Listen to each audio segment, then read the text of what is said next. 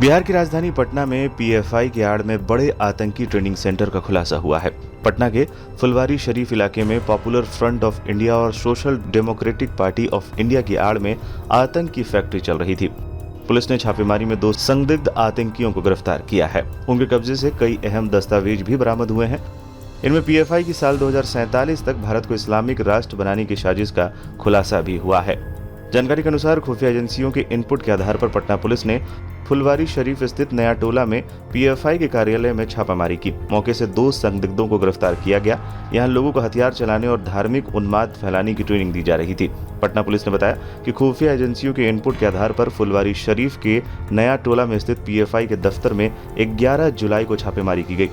इस दौरान वहां से कई संदिग्ध दस्तावेज और आपत्तिजनक सामग्री बरामद हुई है। मंजर आलम मथा परवेज के भाई हैं। मंजर परवेज जो जेल जा चुका है 2013 में 2001 में जेल में या बाहर है? संभवतः बाहर 2013 में मैंने और क्या इनका कुछ मेन मकसद क्या था सर इसका? मेन मकसद क्या था? इनका मकसद था एक संप्रदाय में जरा इंडिया विजन 2047 इंडिया विजन 2047 में पढ़ के बता देता हूँ एग्जैक्ट इनके यहाँ से जो बुकलेट मिला है इंडिया विजन 2047 वो मैं आप लोग कोई संगठन भी इनका अपना चलता था किस तरह का? ये लोग पीएफआई और एसडीपीआई की आड़ में टेररिस्ट एक्टिविटीज में इन्वॉल्व होने के हमें प्रमाण मिले। क्या कुछ पता चला सर? कहीं से कोई ट्रेनिंग लिए हैं ये लोग जाकर पहले से पूर्व से? अभी इस पे बहुत जल्दी होगी कुछ कहना। सर पीएफआई और एसडीपीआई का बैंड है नहीं, पीएफआई और एसडीपीआई फिलहाल बैंड नहीं है बिहार में। लेकिन पीएफआई और एसडीपीआई का अगर वहाँ ऑफिस चलता तो निश्चित रूप से किसी भी पॉलिटिकल पार्टी का बैनर होता है, वो नहीं। तो पीएफआई और एसडीपीआई की आड़ में पॉलिटिकल पार्टी के आड़ में लोग ऑफिस कब लिए थे, किस डेट में? जो हमें एग्रीमेंट मिला है उसके हिसाब से 2 महीने पहले 2 महीने पहले लिया है। पाकिस्तान से भी कुछ तार इनका जुड़ा है, इस तरह का कुछ प्रमाण मिल पाए? अभी हम लोग इसको वो कर रहे हैं, इसको इन्वेस्टिगेट कर रहे हैं। हाँ, जलालुद्दीन मकान मालिक हैं। अतहर परवेज गांधी मैदान फुलवारी 897-21 में अभियुक्त है। फिलहाल पर ये बेल पर हैं। ये सिमी के एक्टिव मेंबर रहे हैं। इन्होंने फंड रेज किया है।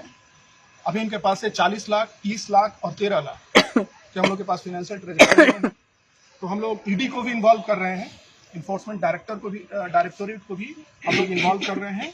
और हमारा विश्वास है कि जल्दी से जल्दी हम लोग इस पूरे इनका जो षड्यंत्र है उससे पर्दा हटाएंगे। मैं 2 लाइन पढ़ना चाहता हूँ जो बहुत ही ऑब्जेक्शनेबल है। इनका जो ये इंडिया विजन 2047 है, towards rule of Islam in India, internal document not for circulation. ये बांटने के लिए नहीं है, ये लोग गुप्त रूप से इसको करते हैं। इसमें जो लाइन मैं पढ़ रहा हूँ, popular front of India is confident that even if 10% of the total Muslim population rally behind it, अगर पूरी मुस्लिम जनसंख्या का 10% में पीएफआई के साथ आ जाता है, PFI would subjugate the coward majority community. उसके बाद पीएफआई जो बहुसंख्यक कमजोर और डरपोक समुदाय है उसको उनके घुटने पे लाएगी and bring back the glory, और इनको इस्लाम में दाखिल कराएगी। इस बीच राष्ट्रीय जांच एजेंसी यानी एनआईए की टीम ने भी गुरुवार को फुलवारी शरीफ इलाके में छापा मारा है।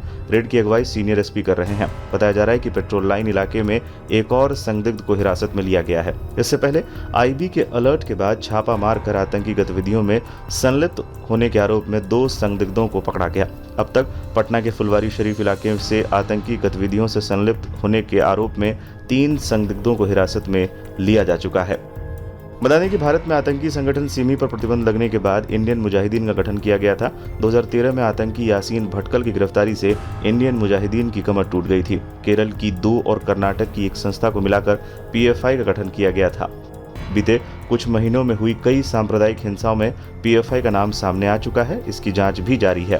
पीएफआई को अभी तक देश में प्रतिबंधित नहीं किया गया है। सूत्रों के मुताबिक इंडियन मुजाहिदीन के पतन के बाद देश के विभिन्न राज्यों में पीएफआई और उसकी सहयोगी संस्था social democratic party of India को मजबूत करने का काम किया जा रहा है।